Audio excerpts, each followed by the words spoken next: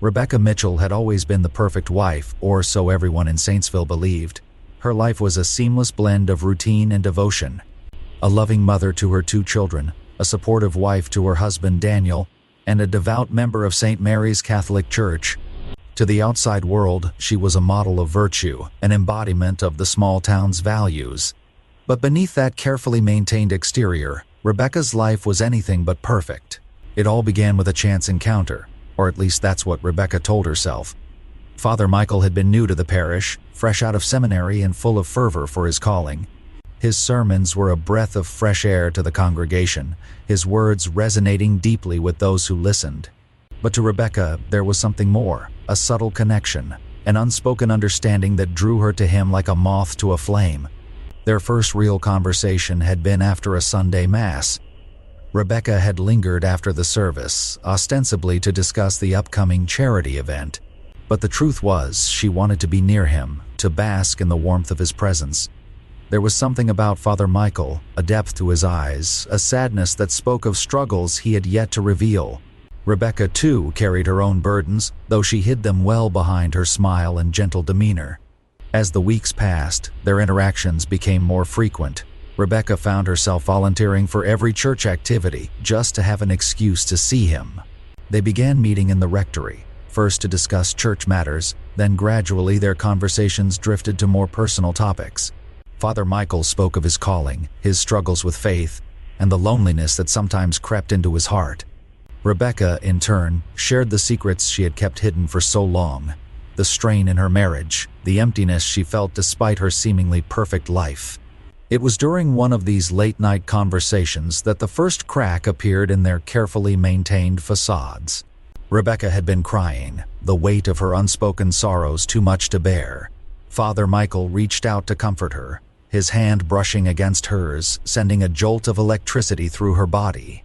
Their eyes met, and in that moment, they both knew that they had crossed a line. But it was a line they were both eager to cross again.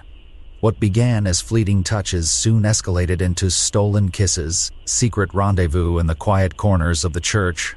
They told themselves it was harmless, that they could stop at any time. But with each encounter, the pull between them grew stronger, the guilt and the thrill intertwining in a tangled web of desire and shame. Rebecca's life became a precarious balancing act. She continued to play the role of the perfect wife and mother, but inside she was torn apart by the duality of her existence. Daniel, ever the dutiful husband, was oblivious to the turmoil brewing beneath the surface. But the cracks were beginning to show. He noticed her absences, the way she seemed distracted, distant, but he was too preoccupied with his work to dig deeper, too trusting to believe that his wife could ever betray him. Then came the day that changed everything. Rebecca had planned to meet Father Michael in the church after dark, under the guise of preparing for the upcoming Easter service. It was supposed to be just another of their secret meetings, a brief respite from the guilt that was slowly consuming her. But as she entered the church, she felt a chill run down her spine, a sense of foreboding that she couldn't shake. Father Michael was already there, pacing nervously by the altar. The tension in the air was palpable as she approached him. They had spoken earlier that day, and he had seemed troubled, distant. Now, as she stood before him, she could see the turmoil in his eyes. "Rebecca," he began, his voice trembling. "We can't keep doing this. It's tearing me apart." His words hit her like a blow. She had known this moment would come, had dreaded it with every fiber of her being. But hearing it out loud, seeing the pain in his eyes, was more than she could bear. Before she could respond, he stepped closer, his hand reaching out to touch her face. "I'm so sorry," he whispered, his voice thick with emotion. "I never meant for this to happen, but I can't keep lying to myself, to God." Rebecca's heart raced as his words sank in. She wanted to tell him that she felt the same, that the guilt was eating her alive. But the words wouldn't come. Instead, she closed the distance between them, her lips meeting his in a desperate, passionate kiss. It was a kiss that spoke of everything they couldn't say, of love, of fear, of the knowledge that this was the end. But as they kissed, a shadow moved in the corner of the church.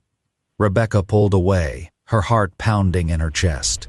It was then that she saw him, Daniel, standing in the doorway, his face a mask of shock and fury.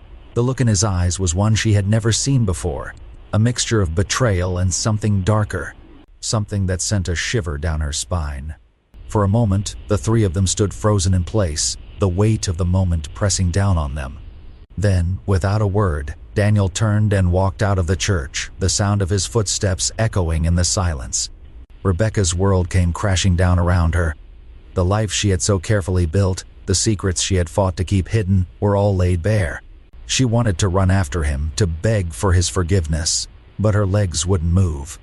All she could do was watch as the man she had once loved disappeared into the night, taking with him the last remnants of her old life. In the days that followed, the whispers in Saintsville grew louder. The townspeople, always quick to judge, had plenty to say about the scandal that had rocked their quiet community. Rebecca became the subject of their gossip, her reputation torn to shreds by the very people she had once called friends. Daniel, too, was not spared. The once proud, hard-working man was now a shell of his former self, haunted by the betrayal of the woman he had loved.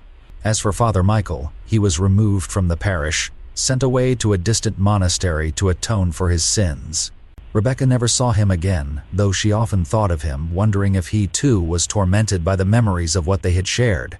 But even as her life fell apart, Rebecca couldn't escape the feeling that there was more to come. The sense of foreboding that had first gripped her in the church had never left, and as the days turned into weeks, it only grew stronger.